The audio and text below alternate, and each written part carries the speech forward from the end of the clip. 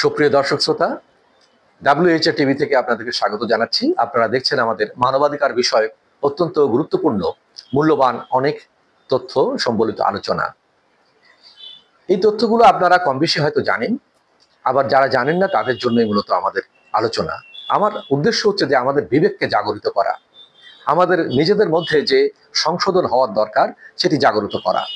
আমি রাস্তাঘাটে চলতে ফিরতে চিনি, একটা মানুষকে চোর বলে গালি দিচ্ছে, অথচ ওই লোকটি চুরি করেনি। চুরির দায়ে মিথ্যা মামলায় তাকে কিন্তু গ্রেপ্তার করা হয়েছিল। একটা মানুষকে খুনি বলছে, অথচ সেই লোকটি খুন করেনি। খুনির দায়ে একটা মিথ্যা মামলায় তাকে গ্রেপ্তার করা হয়েছিল। পরবর্তীতে বিচারে প্রমাণে দেখা গেল সে নির্দোষ। কিন্তু সারা পৃথিবীর সব আদালতে কিন্তু এই একটা আইন আছে, যতক্ষণ পর্যন্ত আদালত কর্তৃক একেবারে সাক্ষ্য প্রমাণ সহ প্রমাণিত না হবে ততক্ষণ পর্যন্ত কোনো ব্যক্তিকে অপরাধী বলা যাবে না। সেটা চোর হোক, ডাকাত হোক, খুনি হোক, ধর্ষক হোক, যাই বলেন না কেন, আপনি আদালত কর্তৃক যথাযথভাবে তথ্য প্রমাণ সহ প্রমাণিত হতে হবে। যতক্ষণ সেটা প্রমাণিত না হচ্ছে ততক্ষণ এটা বলা হচ্ছে তার বিরুদ্ধে আপনি তার মানবাধিকার হরণ করে নিলেন। আমাদের দেশের শতকরা 99 জন লোক মানুষের মানবাধিকার হরণ করতে মরিয়া ব্যাকুল হয়ে আছে, যার জন্য কথায় কথায় খুনি অমক, চোর অমক, ডাকাত অমক। কেন আপনি বলবেন চোর? আদালত প্রমাণ করেছে যে সে চোর, ডাকাত, খুনি। এক চোর আরেক চোরকে যদি চোর বলে সেটাও তো হাস্যকর। একজন খুনি আরেকজন খুনিকে যদি খুনি বলে সেটাও হাস্যকর। একজন ফ্যাসিস্ট আরেকজন চোরকে যদি ফ্যাসিস্ট বলে সেটাও হাস্যকর নয় কি? এই প্রশ্নগুলো আমাদের জানার দরকার, এই প্রশ্নগুলো আমাদের বিবেকের কাছে জাগরণ ঘটাতে হবে। আমরা রাজনৈতিক স্বেচ্ছাচার তো করছি এবং শিষ্টাচার, শুদ্ধাচারকে আমরা জলাঞ্জলি দিয়েছি। আমরা করছি তার বদলে স্বেচ্ছাচার। শুদ্ধাচার শিখিনি, শেখার চেষ্টা করি না, শিখলেও সেটা মানি না। শিষ্টাচারও মানি না, শিষ্টাচারও নেই। আমরা করি স্বেচ্ছাচার এবং সেটাকেই বলে আমার আদর্শ, নৈতিক আদর্শ। হাস্যকর বিষয়, আমাদের প্রত্যেকটা রাজনৈতিক দলের মধ্যে নিজেদের মধ্যে গণতান্ত্রিক চর্চা নেই। তারা এই দেশে গণতন্ত্র প্রতিষ্ঠা করতে চায়, সে যে কোনো দলই হতে পারে। আমরা নিশ্চিন্তেই বলতে পারি, তাদের সমস্ত ইতিহাস দেখলে বুঝতে পারি, তাদের কথাবার্তায়, চাল চলনে, বক্তব্যের মধ্যে ফুটে উঠেছে হিংস্রতা, স্বেচ্ছাচারিতা। তারা নাকি গণতন্ত্র প্রতিষ্ঠা করবে। গণতন্ত্র মানে পরম সহিষ্ণুতা।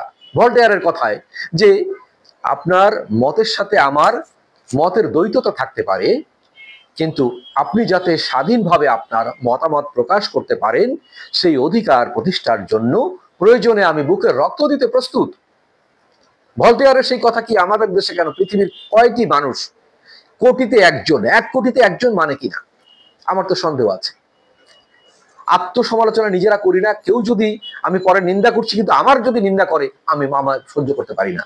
আপনার যদি কেউ নিন্দা করে আপনার মাথায় রক্ত উঠে যাবে। কিন্তু কাজটি যখন আমরা করি, মানুষ কিন্তু মনে মনে ভেতরে ভেতরে আমাদের সামনে না বললে এই নিন্দাটি করে।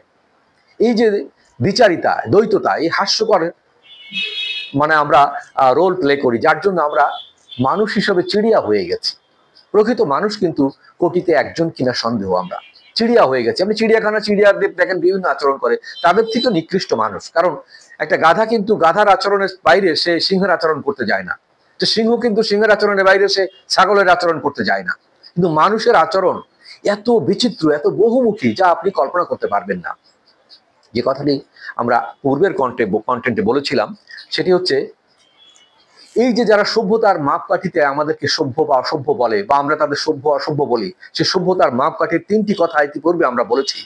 যে যারা সবচেয়ে বড় খুনিদেরকে, সবচেয়ে বড় অপরাধীদেরকে আশ্রয় দেয়, তারা নিজেরা সভ্য বলে কি করে দাবি করে? যারা সবচেয়ে বড় ডাকাতদের লুণ্ঠিত অর্থ যাদের ব্যাংকে রাখতে দেয়, তারা কি করে নিজেদেরকে সভ্য বলে দাবি করতে পারে? তারপরে আমরা বলেছি যারা সারা পৃথিবীতে সাম্রাজ্যবাদ কায়েম করেছে প্রতারণার মাধ্যমে, তারা নিজেদেরকে কি বলে সভ্য বলে দাবি করতে পারে? এরপরে তারা এই মানে অপকর্মগুলো করার ফলে তাদের পরিবার ব্যবস্থা ভেঙে গেছে, তাদের জীবনের সুখ শান্তি তারা হারিয়ে ফেলেছে। তারা এখন কি পথ বেছে নিয়েছে? তারা বৈচিত্র্য খুঁজতে দিয়ে এমন বৈচিত্র্য খুঁজে নিয়েছে যেটাকে তারা এখন এই যে আমাদের মানে যেটা সম অধিকার বলতে, যেটা গে সেক্স যেটাকে আমরা বলে থাকি, এই যে সমকামিতা যেটাকে আমরা বলি, এটাকে তারা জায়েজ করে নিয়েছে, আইনগতভাবে সিদ্ধ করে নিয়েছে, অ্যাবর্শনটাকে সিদ্ধ করে নিয়েছে। এটার কারণে কি হচ্ছে? পৃথিবীতে যথেচ্ছাচার, পৃথিবীতে সবচেয়ে বড় অসভ্যতার চরম ছড়াছড়ি হয়েছে, যেটা পশু পাখিদের মধ্যে দেখা যায়, তবে খুব কম, বিরল। অনেক পশুরাই যে অগণ্য কাজটা করে না, মানুষ সেটি করে। বেড়ে গেছে আমাদের ধর্ষণ, বেড়ে গেছে রাহাজানি, বেড়ে গেছে সমকামিতা। এই যে যে তারা উন্নত রাষ্ট্র বলে দাবি করছে, তারা পরিবার প্রথা থেকে বিমুখ হয়ে তারা এখন ছেলে ছেলেকে বিয়ে করছে, ছেলে ছেলের সাথে লিভ টুগেদার করছে, মেয়ে মেয়ের সাথে লিভ টুগেদার করছে। তাহলে কি হবে? পরিবারগুলো ধ্বংস হয়ে যাবে, পরিবার প্রথার টিকে থাকবে না। সৃষ্টিকর্তা যে উদ্দেশ্য নিয়ে আমাদেরকে সৃষ্টি করেছেন, তার এই সৃষ্টিকে সুন্দর সুশৃঙ্খলিত ভাবে তিনি চালানোর জন্য যে ধর্মগ্রন্থগুলো যুগে যুগে দিয়েছেন, সেখানে কিন্তু স্পষ্টভাবে সুন্দরভাবে পরিবার প্রথার কথা উল্লেখ আছে। তিনি পরিবারকে সমর্থন করেছেন, তিনি পরিবারে মুক্ত হয়ে শান্তি নিয়ে বসবাস করতে বলেছেন, শান্তি স্থাপন করতে বলেছেন, পরস্পরের প্রতি সহানুভূতি সহমর্মী হয়ে সহনশীল হয়ে আমাদের বসবাস করতে বলেছেন। সেটা না করে কি করছি আমরা? তার নিয়মকে ভেঙে চুরে আমরা আমাদের নিজের নিয়ম, স্বেচ্ছাচার, যথেচ্ছাচার এবং এই যে জঘন্য অন্যায়গুলো আমরা করছি, এটি ইউরোপ জুড়ে ছড়িয়ে আছে। এমনকি আমাদের দৃষ্টি আক্রান্ত হয়েছে। সম্প্রতি আমার কাছে এই ধরনের অনেক তথ্য আসছে, আমি নিজেও এই জিনিসগুলো আমি দেখে আমি শিউরে উঠেছি। কি ব্যাপার? এ কি ধরনের অসভ্যতা? এ কি চলছে আমাদের সারা বিশ্ব জুড়ে? মানুষ কি তাহলে এত বড় জঘন্য পিশাচে পরিণত হতে যাচ্ছে? পিশাচ হয়ে গেছে আমরা অলরেডি। তা না হলে একটা ছেলে একটা ছেলের সাথে লিভ টুগেদার করবে, একটা মেয়ে মেয়ের সাথে লিভ টুগেদার করবে, সংসার করবে না, জীবনযাপন করবে না, বাইরে বেলেল্লাপনা করে বেড়াবে। এটি তার অধিকার, এটি স্বাধীনতা, ব্যক্তি স্বাধীনতা। স্বাধীনতা মানে কি স্বেচ্ছাচারিতা? স্বাধীনতা মানে কি উচ্ছৃঙ্খলতা? স্বাধীনতা মানে কি বর্বরতা? স্বাধীনতা মানে কি পৈশাচিকতা? কখনোই নয়। আমরা এটি পছন্দ করি না, আমি এটি ঘৃণা করি তীব্রভাবে। এবং এই মানবাধিকার সংস্থার মাধ্যমে আমরা প্রতিটা মানুষের বিবেকের কাছে প্রশ্নগুলো ছড়িয়ে দিতে চাই। আপনারা সচেতন হন। পৃথিবী ধ্বংসের দিকে চলে যাচ্ছে আমাদের কারণে। আমরা নীরবতা পালন করছি, আমাদের কিছু কৌতূহল আমাদেরকে ধ্বংসের দিকে নিয়ে যাচ্ছে। এই কৌতূহল থেকে আমাদের বেরিয়ে আসতে হবে। এই কৌতূহল থেকে আমাদের বেরিয়ে সৃষ্টিকর্তার বিধান অনুযায়ী আমাদের জীবন যাপন করতে হবে। তাতেই শান্তি, তাতেই কল্যাণ, তাতেই মঙ্গল। যদি তা না করি, আগামীতে আপনি আমি আমাদের পরবর্তী প্রজন্মের কাছে তারা তাদের বিবেকের কাঠগড়ায় আমাদের দাঁড় করাবে। বলবে, তোমরা কি লেখাপড়া শিখেছিলে, কি জ্ঞান অর্জন করেছিলে, যা দিয়ে তোমাদের এই চক্ষুটা খোলেনি কেন? যা দিয়ে তোমরা এই কথাগুলো বলনি কেন? যা দিয়ে তোমরা আমাদেরকে সতর্ক করনি কেন? যা দিয়ে আমাদেরকে ধ্বংসের হাত থেকে রক্ষা করনি কেন? জবাব দিতে পারবেন না। ঘৃণায় আপনার ছবিটি ছুঁড়ে ফেলবে, আপনার ছবিটা ভেঙে ফেলবে, ছবিটি পরে ঘৃণার থুতু ছিটিয়ে দেবে যে তারা ছিল মতান্ধ, তারা ছিল ধর্মান্ধ, তারা ছিল স্বার্থান্ধ, তারা ছিল প্রকৃতপক্ষে অন্ধ, তাদের বিবেক জাগরিত ছিল না। যার কারণেই আমরা আজকে পৃথিবীতে মানব সভ্যতা ধ্বংসের সম্মুখীন হয়ে গেছে। আমরা ব্যক্তিকেন্দ্রিক, স্বার্থকেন্দ্রিক, আত্মকেন্দ্রিক হতে হতে এমন অবস্থা হয়েছে যে আমরা একটা রোবটে পরিণত হচ্ছি। রোবটের চেয়েও জঘন্য। রোবটের তো বিবেক নাই, তাকে কমান্ড দেওয়া হয় যেটা, সেটা সে ফলো করে। আর আমাদের তো সবকিছু রোবটিক ক্ষমতা দেওয়ার পরও আল্লাহ পাক একটা বিবেক সেট করে দিয়েছেন, যেটা বলা হয় পৃথিবীতে সবচেয়ে বড় আদালত হচ্ছে মানুষের বিবেক। সেই বিবেকটাকে আমরা ধ্বংস করছি, হত্যা করছি।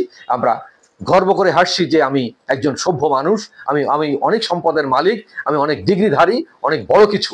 আসলে আমি মানুষই হইনি, আমি মানুষই হতে পারিনি। আমি হয়েছে অনেক কিছু, কিন্তু মানুষ হইনি।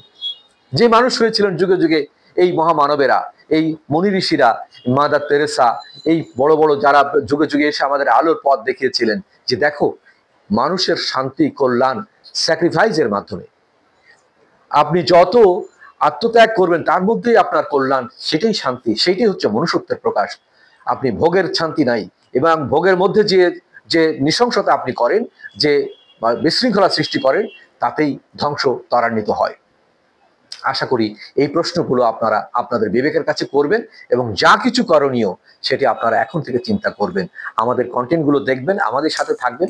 আমরা যদি ভালো লাগে আমাদের এই চ্যানেলটি আপনারা সাবস্ক্রাইব করবেন, ফলো দিবেন, লাইক দিবেন। যদি ভালো না লাগে, আমি করজোড়ে আপনাদের মূল্যবান সময় নষ্ট করার জন্য ক্ষমা প্রার্থনা করছি। সবাই ভালো থাকবেন। অসংখ্য ধন্যবাদ।